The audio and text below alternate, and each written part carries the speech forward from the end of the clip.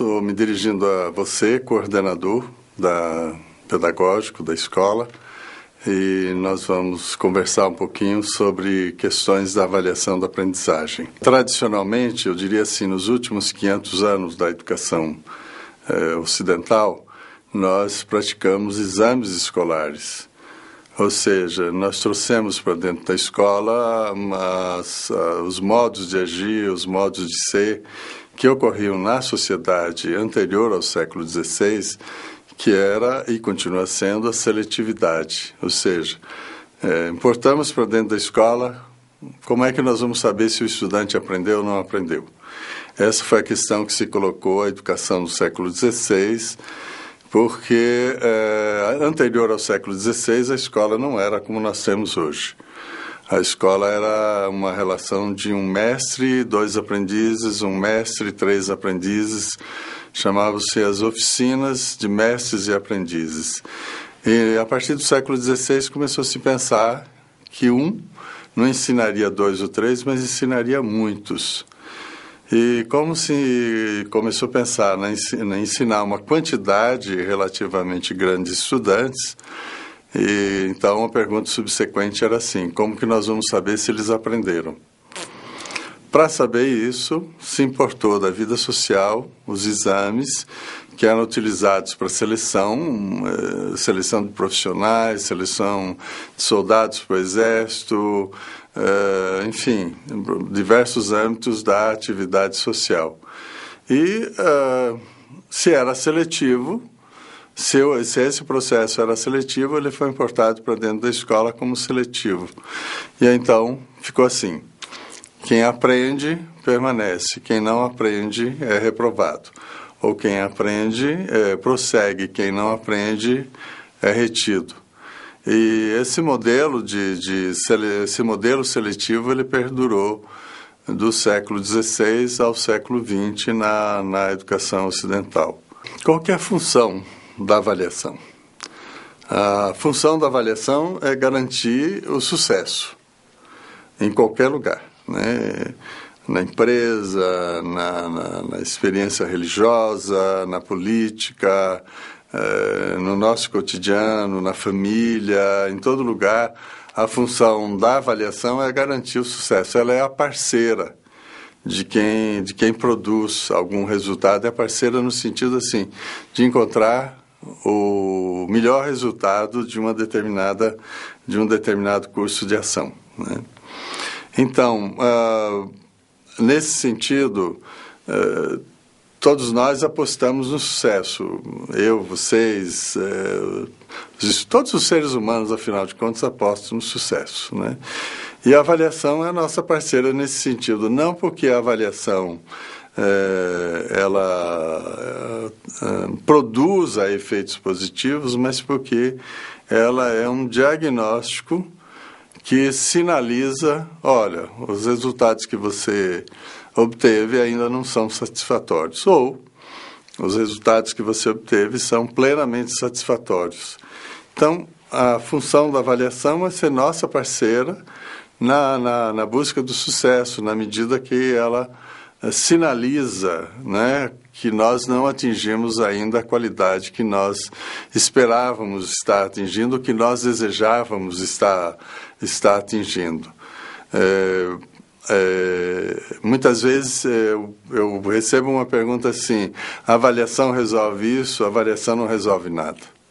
A avaliação só pesquisa a qualidade do resultado. Agora, o que resolve é a gestão. A gestão significa aquele que administra alguma coisa para chegar num determinado resultado. Então, a avaliação diz assim: ó, o que você está fazendo, o produto da sua atividade ainda não tem o resultado que você deseja, você espera, e então você quer fazer o quê? Quer produzir o resultado que você espera ou quer aceitar que o resultado não é satisfatório e permanecer por aí? Então, a avaliação, ela produz um indicativo. E a solução decorre da gestão, decorre da decisão e do investimento na produção do resultado que se deseja, que se espera, se deseja e se investe nele para a construção. Existe uma experiência na educação brasileira e fora do Brasil, que é o fracasso escolar. E nessa questão do fracasso escolar, nossa tradição do século XVI para cá e nos nossos dias é sempre dizer assim, quem fracassa é o estudante, né? Então, é o estudante que não tem desejo de estudar, o estudante que não aprende, o estudante que não lê, o estudante que se dispersa por outras experiências do dia a dia, do cotidiano, enfim. Ou então, até às vezes se amplia um pouquinho e usa alguns recursos sociológicos, assim, sujeito que vem das camadas populares e camadas desfavorecidas da população, depauperados do ponto de vista econômico, financeiro, mas também cultural, eles têm dificuldade de aprender, então produzem um fracasso escolar. E pouco tem se pensado assim, será que o fracasso escolar só decorre do estudante ou decorre também da instituição? Então, a partir de finais dos anos 1980, começou a se pensar assim, que também a instituição fracassa, né? E nesse período, no mundo e no Brasil, começou a se falar da avaliação institucional, ou seja, a instituição fracassa, ou ela pode fracassar. O Exame Nacional de Cursos, já agora dentro do governo Lula, com Cristóvão Buarque como ministro da Educação, foi substituído por um sistema chamado Sistema Nacional de Avaliação do Ensino Superior, dentro do qual tem uma prova chamada ENAD, Exame Nacional do Ensino Superior, né? Essas avaliações de larga escala elas têm a função de dizer assim, não é só o estudante que fracassa, o sistema pode fracassar. Então, nós precisamos observar se o sistema produz o efeito que promete ou se ele fracassa. Então, as avaliações de larga escala têm essa função de olhar do lado do estudante. Na sala de aula, que parece que não faria sentido uma avaliação de larga escala, faz sentido uma avaliação de pequena escala, mas que é maior do que avaliar só acompanhar o estudante individualmente. Então, um professor deveria fazer pelo menos uma curva de aproveitamento da aprendizagem dos seus estudantes. E essa curva de aproveitamento revelaria, vamos dizer assim, os efeitos que as suas aulas produzem sobre o grupo, não sobre o estudante individual. Então, vamos dizer assim, a curva é muito simples, não precisa de nenhuma sofisticação estatística. Se eu tenho 50 alunos, quantos desses tiraram nota 1, numa escala de 0 a 10, por exemplo? Quantos tiraram 2, quantos tiraram 3, quantos tiraram 4, 5, 6, 7, 8, 9 e 10. Vamos supor que dos 50 estudantes, 5 tiraram 8, 9 e 10. 45 tiraram 5, 4,5, 4, 3,5, 3, 2,5, 2, etc, etc. O que isso está revelando? Que esse professor, né, ou posso ser eu como professor, estou ensinando 5 pessoas e 45 não. Então, uma pequena curva estatística pode demonstrar a fragilidade do meu trabalho, o fracasso do meu trabalho, não é? E é claro, eu posso dizer assim, mas nesse fracasso tem também o estudante, tem as condições, tem tudo isso, mas é importante, com uma curva de aprendizagem que revela uma fragilidade, é importante a gente olhar para o que está ocorrendo para o sistema. Então, a avaliação não pode ser só da aprendizagem do estudante, mas precisa ser do sistema, e dentro do sistema, a sala de aula, de tal forma que a gente possa olhar assim, quem fracassa? Pode ser que quem fracassa é quem ensina, não é? É o sistema que pode estar fracassando. E se o sistema está fracassando, o que é que vamos fazer para ele não fracassar? Se o estudante individual está fracassando, o que nós vamos fazer? É o que tradicionalmente vem se chamando de recuperação, né? Então, são soluções do gestor para encontrar uma solução satisfatória no sentido de buscar um resultado positivo. É importante a gente pensar que o ato de avaliar é um ato de investigar, é um ato de produzir conhecimento, né? Ele se assemelha à pesquisa científica, ou ele equivale à pesquisa científica, a diferença está no resultado que se espera. A pesquisa científica pretende desvendar como que funciona a realidade, a avaliação pretende desvendar qual é a qualidade da realidade. Então, pela ciência, me interessa saber qual é a causa e qual é o efeito, ou quais são as múltiplas causas que produzem um determinado efeito. E, se eu puder manipular as causas, ou trabalhar, operar com as causas, eu posso modificar os efeitos. E eu poder trabalhar com as causas é o que nós chamamos hoje de tecnologia. Então, a ciência produz um conhecimento, a tecnologia produz soluções a partir do conhecimento. Vamos fazer um paralelo com a avaliação. A avaliação produz um conhecimento da qualidade do resultado de alguma coisa, e na medida que eu produzo esse conhecimento da qualidade, a tecnologia seria a intervenção. Se o resultado que eu obtenho da minha ação ainda é insatisfatório, a pergunta: o que é que eu vou fazer para ele vir a ser satisfatório?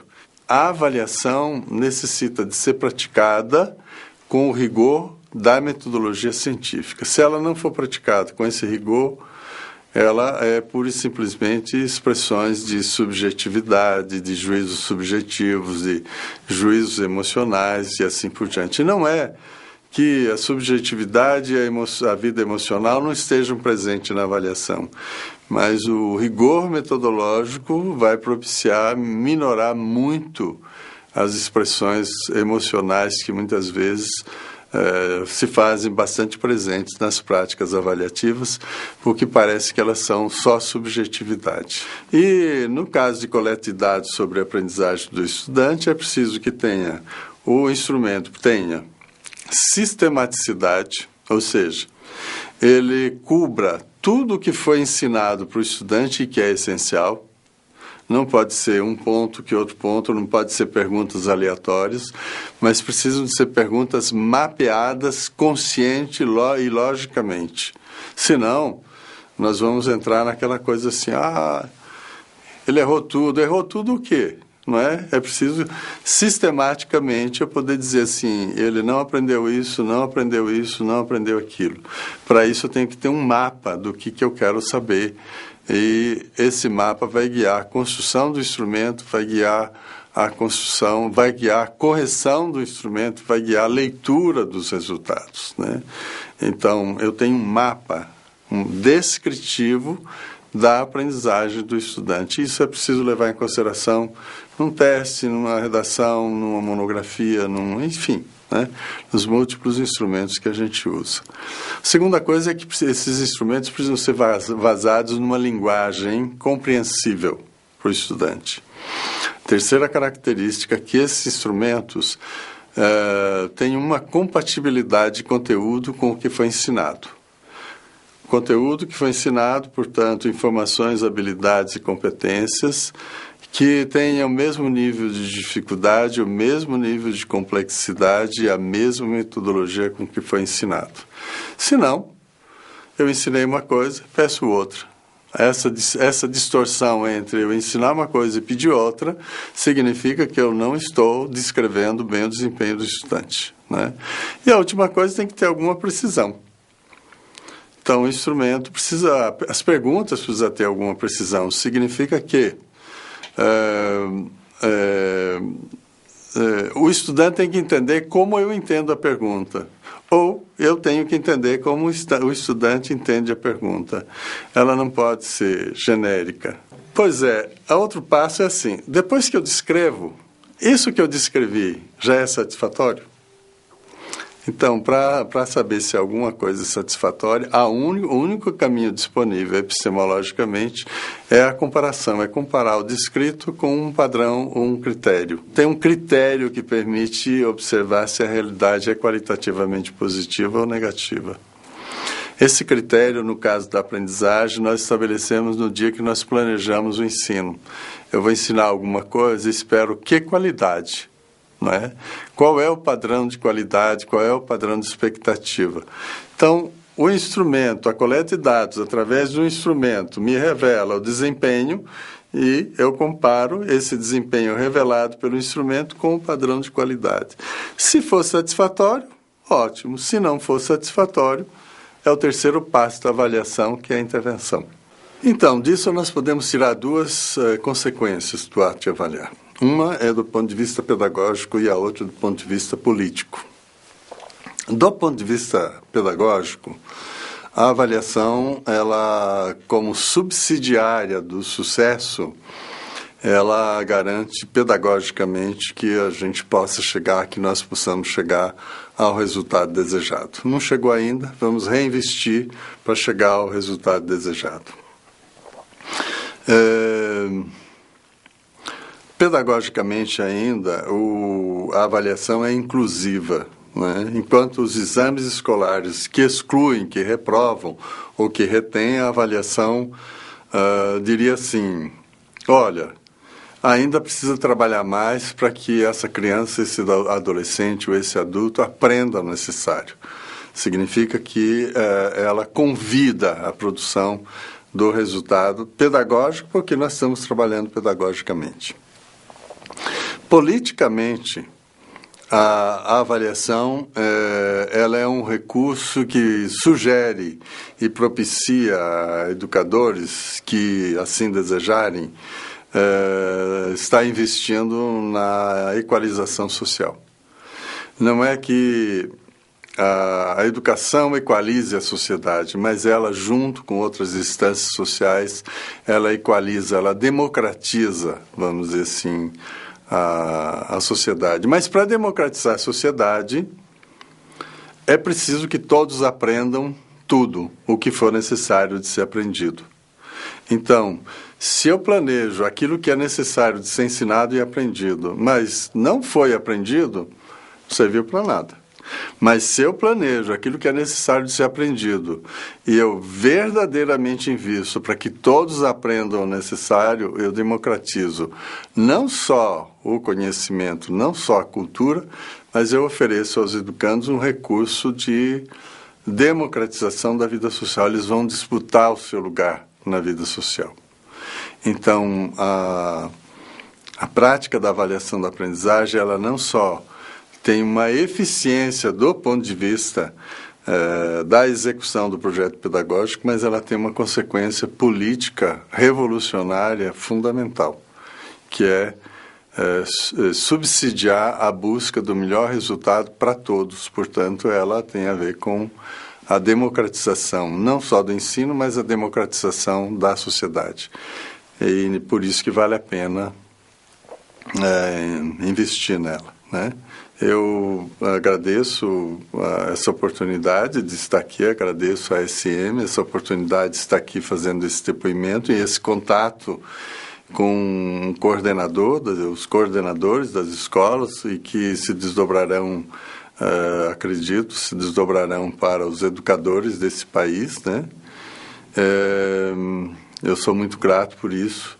E desejo a todos vocês, desejo a mim, desejo a educação brasileira mais sucesso, né? Mais sucesso significa melhores resultados da aprendizagem dos nossos educandos, portanto, uma elaboração sociocultural mais significativa para todos nós. Muito agradecido.